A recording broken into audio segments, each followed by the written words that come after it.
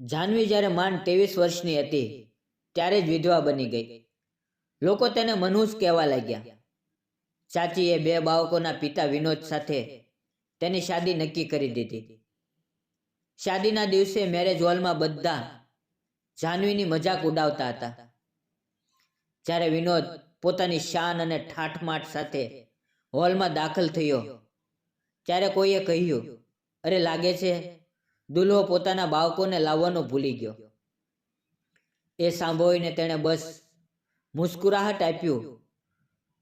પણ હું તો બિલકુલ ખુશ નહોતી. હું એક મુસીબતમાંથી નીકળીને બીજી મુસીબતમાં ફસાઈ ગઈ હતી.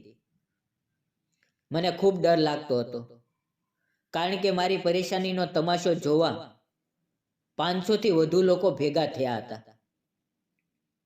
અને જ્યારે આ તમાશો શરૂ થયો ત્યારે મારું દિલ બેચેન થઈ ગયું. મને ખબર હતી કે આજે મારે ખૂબ બેઇજ્જતી સહેવાની છે, પણ પછીની ઘટનાઓએ એવો વાંક લીધો કે એ જ 500 લોકો મારી સામે મારું નામ લઈને ચૂપ થઈ ગયા. મારું નામ જાહ્નવી છે. હું મારા ખાનદાનની સૌથી સુંદર દીકરી હતી, પણ મારી કિસ્મતે ક્યારેય મારી આ સુંદરતાનો સાથ ન આપ્યો. જ્યારે હું અરીસામાં પોતાને જોતી તો પોતાની જાતને પૂછતી કે આ સુંદરતા મારે કોઈ કામની કેમ નથી, કામમાં કેમ નથી આવતી. મારા સગાઓ બધા કહેતા કે જાહ્નવી ખૂબ સુંદર છે, પણ તેના નસીબમાં સુખ નથી. હું એવા ખાનદાનમાં રહેતી હતી જ્યાં દીકરાઓ ઘણા હતા અને દીકરીઓ ખૂબ ઓછી. દરેક દીકરીએ કોઈને કોઈ રીતે પોતાનું જીવન સુધારી લીધું હતું. ફક્ત હું જ એકલી હતી જે દર વખતે પાછળ રહી જતી હતી. મારી ઉંમરની આસપાસ 15 કનીજ હતી, જેમને હું પોતાની બહેનો સમાન ગણતી. પણ એ બધીનું જીવન મારા કરતાં કેટલું સારું હતું. કોઈ પાસે સારા કપડાં, કોઈ પાસે પોતાની ગાડી, કોઈ પાસે એવો પતિ જે તેને હથેળીની લકીર સમાન પોતાનો સમજતો હતો. જ્યારે હું એ બધીને જોતી ત્યારે દિલના ખૂણામાં જલન થતી. મનમાં વિચાર આવતો કે કાશ મારા નસીબમાં પણ આવું કંઈક હોત. પણ મારું નસીબ મારાથી નારાજ હતું. મારા માતા પિતા ગરીબ હતા અને ગરીબીએ અમને હંમેશા નીચું દેખાડ્યું. બાળપણથી લઈને જવાની સુધી મેં ક્યારેય નવો સૂટ ન પહેર્યો. દરેક લગ્ન કે ફંક્શનમાં બાળપણના ઉતરેલા કપડાં પહેરતી. જ્યારે તે પણ જૂના થઈ જતા તો કોઈ કનીજને દયા આવી જતી અને તે કહેતી, આ કપડાં જાહ્નવીને આપી દો, કદાચ એના કામ આવે. હું ચૂપચાપ એ કપડાં લઈ લેતી અને દિલમાં શુક્રિયા અદા કરતી કે ઓછામાં ઓછું કંઈક નવું તો મળ્યું. જ્યારે એ કપડાં પહેરીને તેમની સામે જતી તો તે હસીને કહેતી, અરે આ તો અમારો સૂટ હતો, અમે તો ફેંકી દીધો હતો, સારું તારી પાસે આવી ગયો. એ સાંભળીને હું મુસ્કરાહટ આપતી, પણ અંદરથી મારું દિલ કાચની જેમ તૂટી જતું.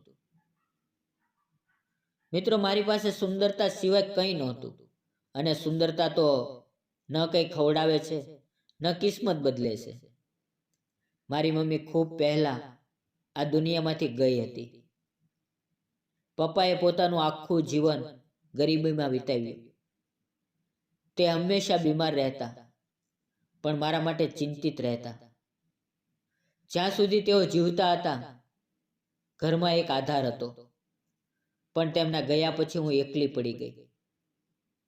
દુનિયામાં માણસો તો છે, પણ ગરીબીના બોજા નીચે બધા દબાયેલા છે. હવે મારું જીવન પહેલા કરતાં વધુ મુશ્કેલ થઈ ગયું, કારણ કે મારે મારી ચાચી સાથે રહેવું પડતું હતું.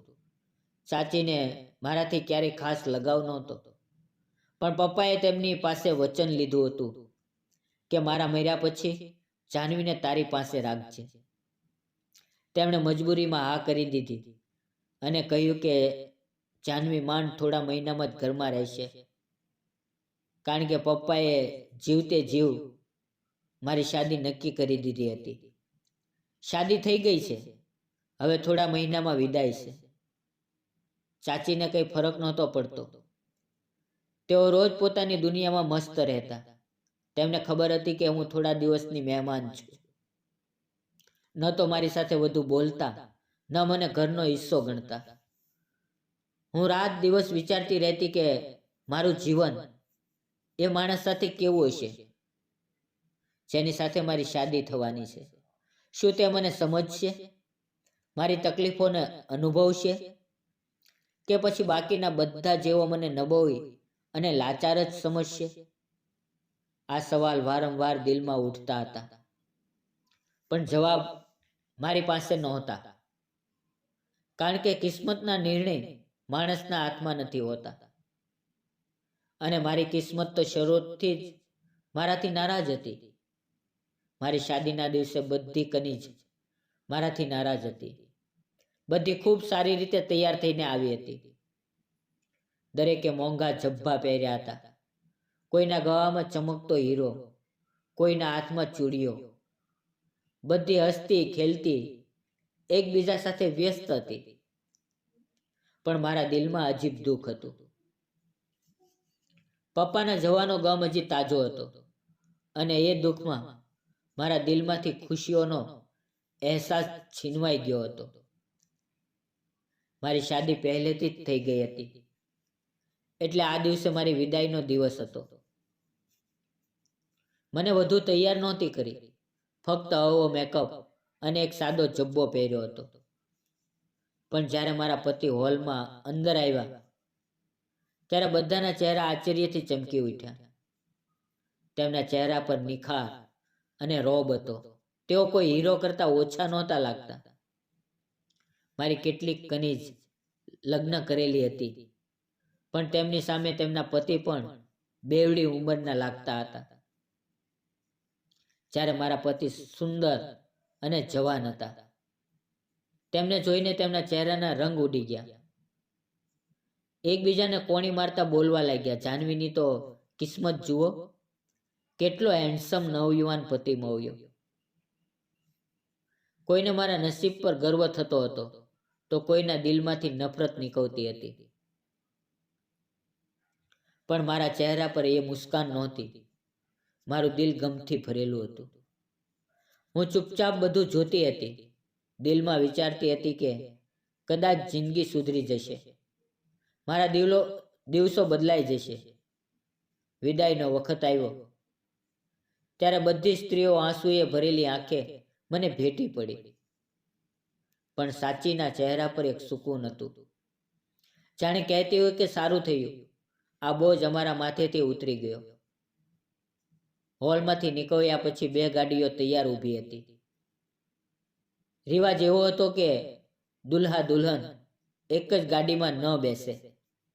એટલે સાસુએ કહ્યું, જાનવી બેટા, તું અમારી સાથે બેસજે, તારો પતિ પોતાના મિત્રો સાથે બેસશે. મેં પાછળ વળીને એક નજર તેમના પર નાખી. તેઓ હસતા હસતા હાથ હલાવી રહ્યા હતા. મેં પણ ધીમેથી હાથ હલાવ્યો. દિલમાં અજીબ સુકૂન ઉતરી રહ્યું હતું, પણ એ સુકૂન વધુ સમય ટેક્યું નહીં. અમારી ગાડી હજી રસ્તે જ હતી, ત્યાં જ એક જોરદાર અવાજ આવ્યો. મને લાગ્યું કે જાણે મને ગાડીમાંથી રસ્તા પર ધડાકા બંધ ફેંકી દેવામાં આવી. બધા ચોંકી ઉઠ્યા. ડ્રાઈવરે બ્રેક મારી અને હું સીટ પાડવા લાગી. રસ્તાની બાજુમાં કેટલાક લોકો ઊભેલા દેખાયા. ગાડી ઊભી રાખી ત્યારે સામેનું દ્રશ્ય જોઈને અમારી આંખો આગળ અંધકાર છવાઈ ગયો. સામે એ જ ગાડી ઊંધી પડી હતી, જેમાં મારો પતિ મિત્રો સાથે બેઠો હતો. ચારેય તરફ બધે હોબાળો મચી ગયો. કોઈ પાણી લાવતું હતું, કોઈ ઘાયલોને ગાડીમાંથી કાઢવાની કોશિશ કરતું હતું. હું રસ્તા પર પડી ગઈ અને જોર જોરથી રડવા લાગી. મને કંઈ સમજાતું નહોતું કે શું થયું. પછી કોઈએ કહ્યું, બાકીના બધા મિત્રો જીવતા છે, પણ દુલ્હો મરી ગયો છે. આ સાંભળતા જ મારી જીભ ગળામાં અટકી ગઈ. મારું શરીર પથ્થર બની ગયું. મેં એક નજર એ ગાડી તરફ નાખી જ્યાં થોડી વાર પહેલા તે હસતો હતો, હવે શાંત પડ્યો હતો. મારી આંખો આગળ દુનિયા ફરી વળી અને હું ત્યાં જ રસ્તા પર બેહોશ થઈ ગઈ. હું મારી વિદાયના દિવસે જ વિધવા બની ગઈ. જ્યારે મને હોશ આવ્યો ત્યારે હું હોસ્પિટલના પલંગ પર હતી. પાસે કાકી બેઠા હતા. તેમના ચહેરા પર દુઃખ નહોતું, ફક્ત નફરત હતી. મેં હોઠ પર હાથ મૂકીને પૂછ્યું, તે ક્યાં છે? તેમણે સખત અવાજે કહ્યું, જલાવી દીધો છે. 1 અઠવાડિયું થઈ ગયું છે. ત્યાં સુધી તું બેહોશ પડી હતી. મારી આંખોમાંથી આંસુ વહેવા લાગ્યા. મેં પોતાને બદનસીબ સમજ્યું કે મારો આધાર, મારો સાથી, જેની સાથે હું નવું જીવન શરૂ કરવાની હતી, તે હવે આ દુનિયામાં નથી. હોસ્પિટલમાંથી નીકળતા જ નિર્ણય થઈ ગયો કે મને કાકા કાકીના ઘરે પાછી મોકલવામાં આવશે. સાસરિયાવાળા કહેતા હતા કે આ તો નવી નવેલી વિધવા છે, કોઈ તેને ઘરે નહીં રાખે. મારી સાસુ પોતાના દીકરાના જવાનો ગમ સહન ન કરી શકી, એટલે મને ઘરે લેવા નહોતી આવી. જ્યારે હું કાકીના ઘરે પહોંચી ત્યારે બધાની નજરો નફરત અને આરોપીથી ભરેલી હતી. હું દરવાજે ઊભી હતી ત્યાં જ કાકીએ એકદમથી કહ્યું, અહીંયા મનહૂસિયત ફેલાવવાની જરૂર નથી. તારી મનહૂસિયતીના કારણે આ બધું થયું છે. હું આશ્ચર્યથી તેની સામે જોવા લાગી. મેં ધીમેથી કહ્યું, કાકી, આ શું બોલો છો? તેમણે ગુસ્સામાં કહ્યું, અરે શું બોલું? તું જન્મી ત્યારથી તારી મમ્મી મરી ગઈ. જ્યારે મોટી થઈ ત્યારે તારા પપ્પાનો ધંધો ડૂબી ગયો અને તેમણે મજૂરી કરવી પડી. આપણા આખા ખાનદાનમાં કોઈએ મજૂરી નહોતી કરી. ફક્ત તારા પપ્પાને એ દિવસ જોવા પડ્યા. અને હવે તારા પતિ સાથે જે થયું એ પણ તારી મનહૂસીના કારણે જ થયું. આ સાંભળીને મારું દિલ ફાટી ગયું. પણ તેઓ રોકાયા નહીં. બાકીની સ્ત્રીઓ પણ તેમની વાતથી સહમત થઈ. એકે કહ્યું, હા, મેં સાંભળ્યું છે. એક વખત આ મારી સાથે રિક્ષામાં ગઈ તો રિક્ષાનો અકસ્માત થયો હતો. એમને બધાને ઈજા થઈ, પણ આને થોડી પણ નહીં. બીજીએ કહ્યું, હા, એક દિવસ અમારે ત્યાં જમવા આવી હતી ત્યારે ઘરની બધી લાઈટ ગઈ. અમે બધા ગરમીમાં હતા. નહીં તો અમારા વિસ્તારમાં ક્યારેય લાઈટ જતી જ નથી. દરેક પોતપોતાની વાતો કહેવા લાગ્યા, જાણે મારા જીવનની દરેક ઘટનાને મનહૂસિયતનો રંગ આપી રહ્યા હોય. હું મોઢા પર હાથ મૂકીને રડવા લાગી. મેં કહ્યું, ભગવાનના વાસ્તે ચૂપ થઈ જાઓ. મેં પહેલેથી જ બધું ગુમાવી દીધું છે. પોતાના પપ્પાને ગુમાવ્યા, પતિને ગુમાવ્યો, અને હવે તમે મારી ઇજ્જત જીવવાનો અધિકાર પણ છીનવી રહ્યા છો. કોઈના દિલમાં મારા માટે નરમાઈ ન આવી. બધા મને જોઈને બધું આપવા લાગ્યા અને કહેવા લાગ્યા કે આ છોકરી જ્યાં જશે ત્યાં મનહૂસિયતીનો ફેલાવશે. મને લાગ્યું કે કિસ્મત કે નસીબની વાત નથી. લોકોના શબ્દો માણસને તોડી નાખે છે. હું અંદરથી તૂટી ગઈ હતી. મારી આખરી આશા પતિના રૂપમાં હતી, એ પણ મને છીનવી લેવામાં આવી. હવે હું બધા સામે એક તમાશો બની ગઈ હતી, જેને મનહૂસિયતીનું નામ આપવામાં આવ્યું. 2-4 દિવસ પછી મારા સાસરિયાવાળા અમારા ઘરે આવ્યા. તેમના ચહેરા પર દુઃખ નહીં, ગુસ્સો હતો. તેઓ મને જોર જોરથી બોલવા લાગ્યા, અમને આ છોકરીનો બધો સામાન પાછો જોઈએ. કપડાં, જૂતીઓ, મેકઅપ, વીંટી, બધું પાછું આપો. અમે આ મનહૂસ સાથે કોઈ સંબંધ રાખવા નથી માંગતા. તેને કારણે જ મારો જવાન દીકરો દુનિયામાંથી ગયો. કાકીએ તરત જ મારો બધો સામાન, એક એક વસ્તુ તેમના હવાલે કરી દીધી. હું ચૂપચાપ ઊભી ઊભી જોતી રહી. મારા દિલમાં બસ એ જ વિચાર આવતો હતો કે જો તે જીવતા હોત તો હું જાણતી કે તેઓ કેવા માણસ હતા. શું તેઓ મને પ્રેમ કરતા, મારા દુઃખને સમજતા? મેં તેમને જિંદગીમાં માંડ 2 જ વખત મળી હતી. એક વખત લગ્નના દિવસે અને બીજી વખત વિદાયના દિવસે. અમે ક્યારેય ખુલ્લેઆમ વાત ન કરી અને હવે જ્યારે તેઓ નહોતા, તેમની યાદો મારા દિલમાંથી જતી નહોતી. હું એવી રીતે રડતી હતી જાણે કોઈ સદીઓથી જૂનો પ્રેમ ગુમાવ્યો હોય. તેમનું જવું મારી આત્માને ખાલી કરી ગયું. મારા દિવસ રાત આંસુમાં પસાર થવા લાગ્યા. કાકી મને જોતાની સાથે જ કહેતા, આ મનહૂસ છે. એના પગલાથી અમારા ઘરમાં પણ મનહૂસિયત આવી છે. તેમના દરેક શબ્દમાં ઝેર હતું. પણ હું ચૂપ રહેતી. શું બોલતી? કોણ સાંભળતું મારી વાત? કાકીનો દીકરો બીમાર પડવા લાગ્યો. તેણે પોતે જ પોતાની હાલત બગાડી હતી. ઠંડી આઈસ્ક્રીમ ખાધી એટલે શરદી થઈ ગઈ. પણ કાકી કહેતા કે આ છોકરીની મનહૂસિયત મારા દીકરાને લાગી ગઈ. હું કાકાને શાંતિ મળતી. તેઓ મારી હાલત જોઈને કાકીને રોકવાની કોશિશ કરતા કે આવી વાતો ન કરો, બિચારી પહેલેથી જ ઉદાસ છે. પણ કાકી તેમની ન સાંભળતા. તેઓ કહેતા, હવે એનું શું કરવું?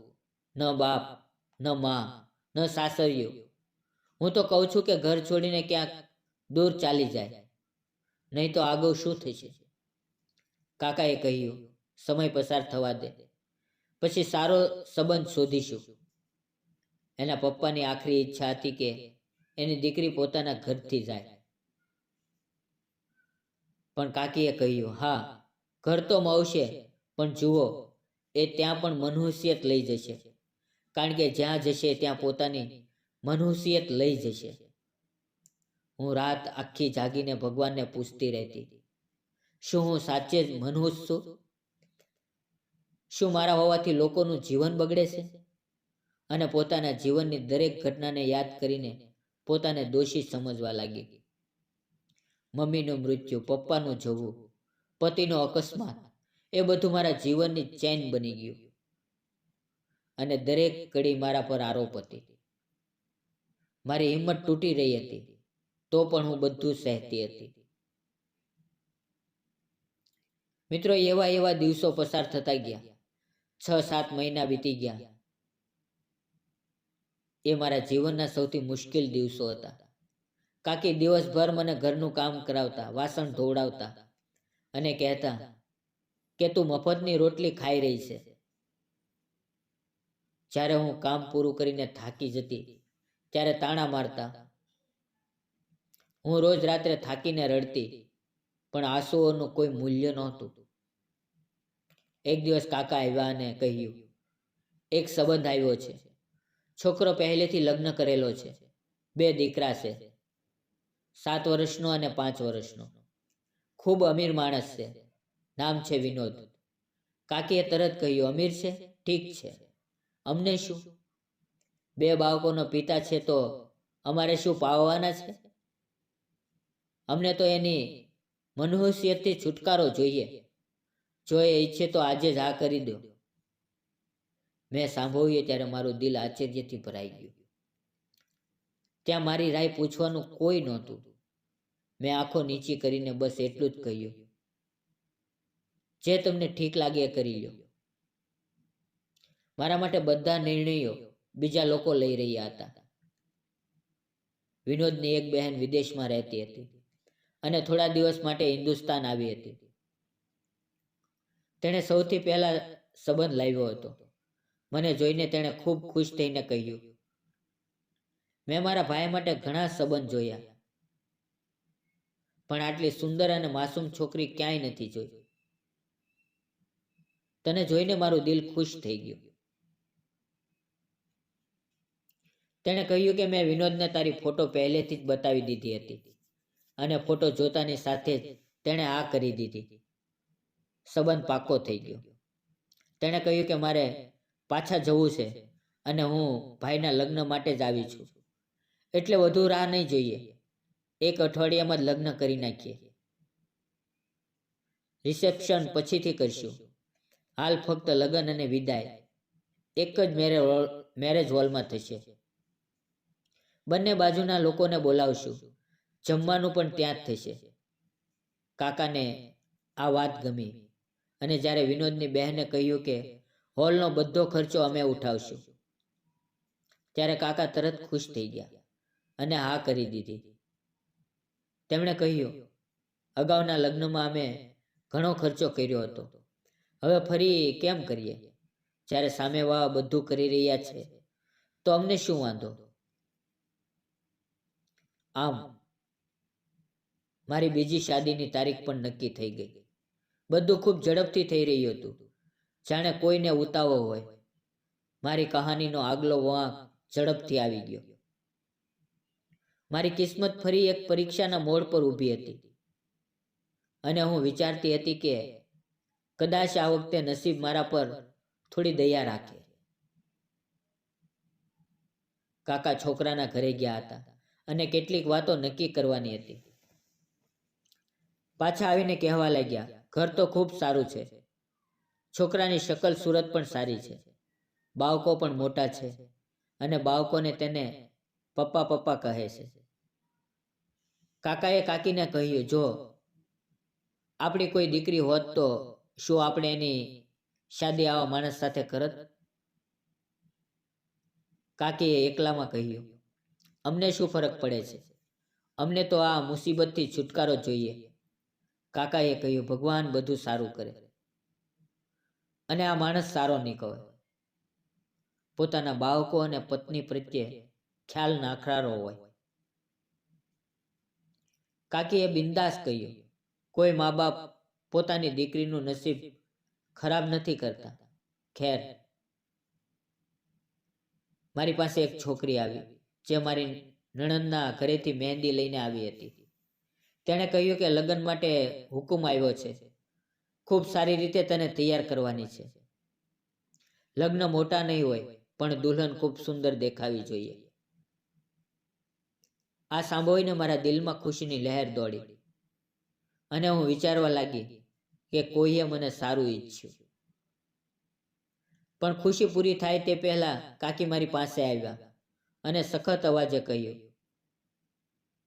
મહેંદી લગાવ્યા પછી પૂજાપાઠ કરી લેજે અને કોઈ મંત્ર માંગી લેજે કે આ વખતે તારો દુલ્હો રસ્તામાં જ દુનિયાથી ન ચાલ્યો જાય. મારી આંખોમાં આંસુ આવી ગયા. મને આ વાત ખૂબ ખરાબ લાગી પણ હું ચૂપ રહી ગઈ, કારણ કે મને ખબર હતી કે જો બોલીશ તો બધા મારી મજાક ઉડાવશે. મારા દિલમાં એક અજીબ તડપ થઈ. મમ્મી પપ્પાને યાદ કર્યા. દિલ વારંવાર કહેતું હતું કે કંઈક ખરાબ ન થાય. શું આ લગ્ન પણ મારા જીવનની બરબાદી ન બની જાય?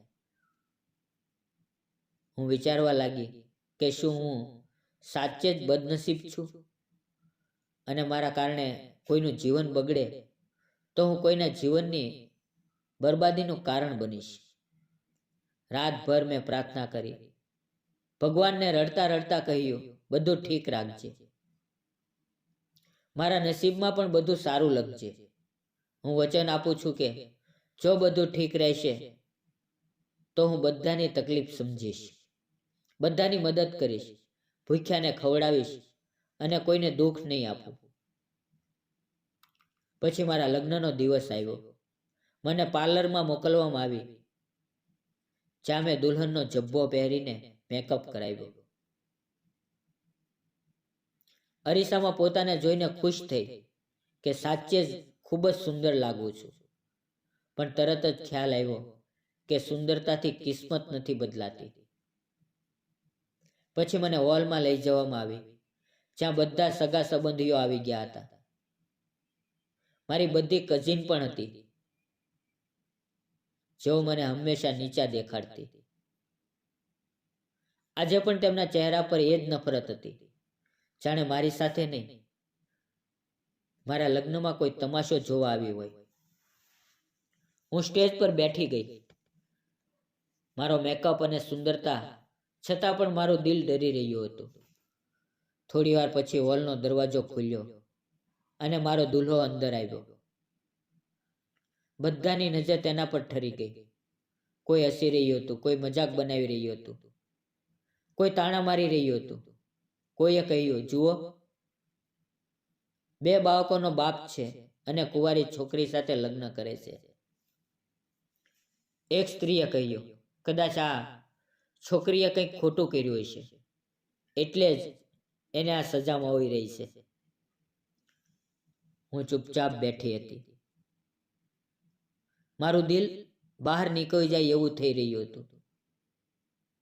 મારો દુલ્હો સ્ટેજ પર આવીને બેઠો. પંડિતજીએ અમને બંનેને મંડપમાં બોલાવ્યા અને લગ્નની રસમો શરૂ થઈ. ફેરા શરૂ થયા. 7 ફેરા લીધા અને અમારો સંબંધ 7 જન્મનો બંધાઈ ગયો.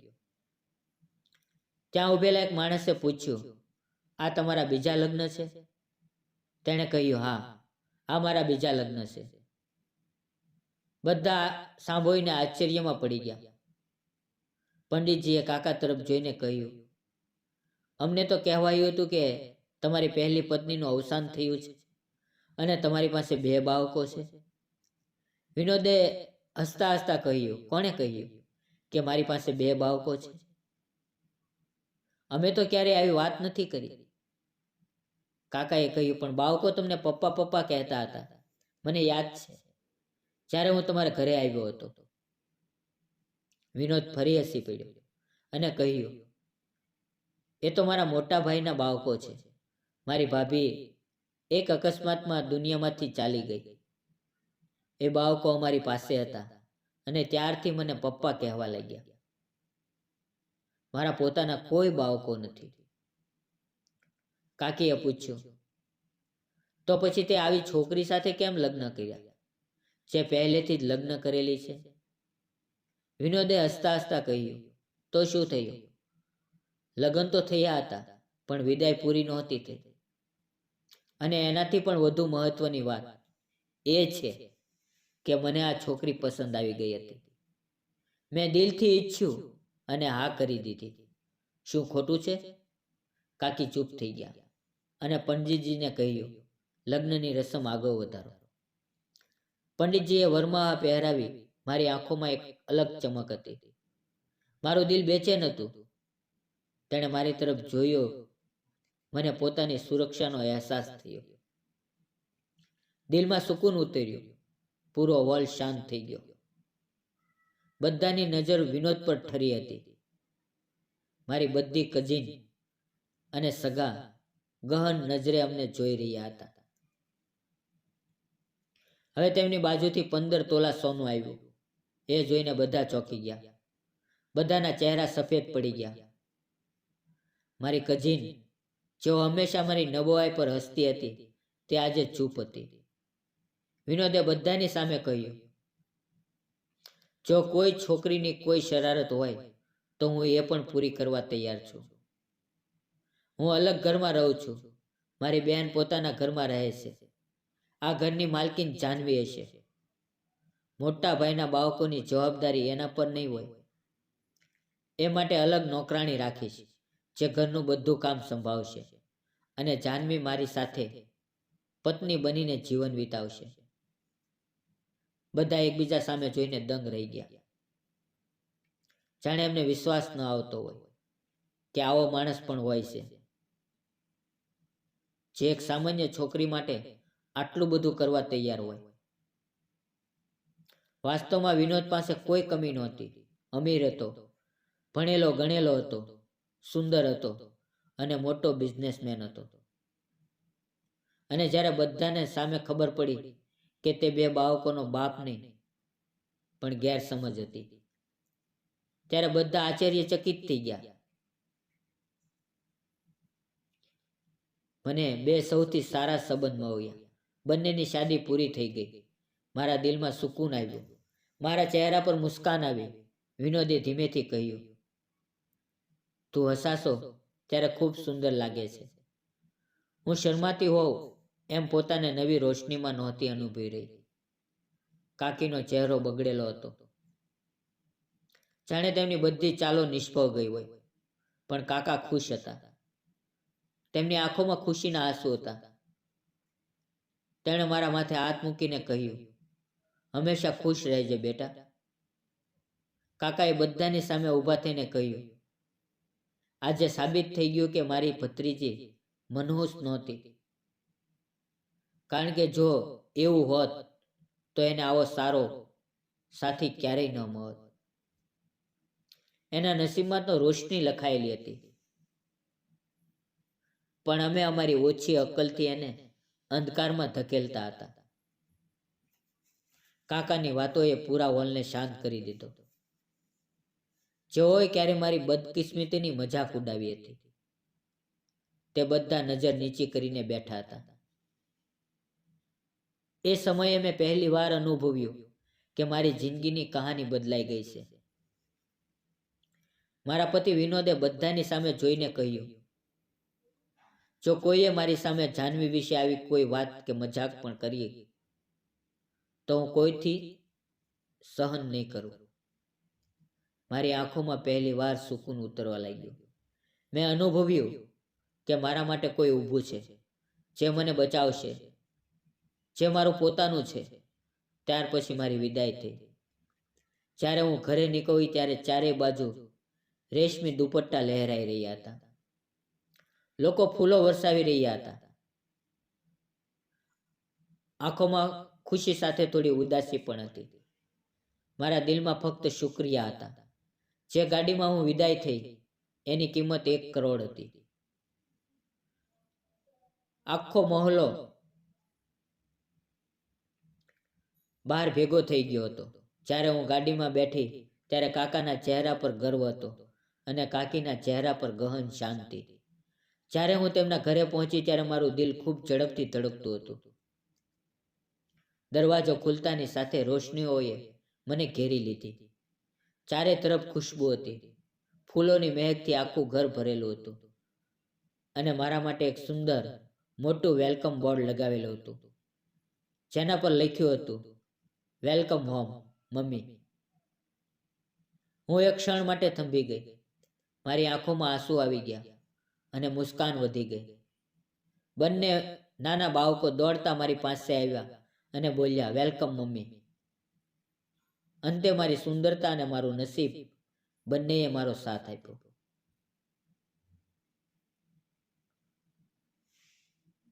વિડીયો પૂરો જોવા બદલ આપ સૌ મિત્રોનો ધન્યવાદ. મિત્રો, વાર્તા ગમી હોય તો વિડીયોને લાઈક, ચેનલને સબસ્ક્રાઈબ અને એક નાની એવી કોમેન્ટ જરૂર કરજો. ફરી મળશું આવતીકાલે. જય હિન્દ.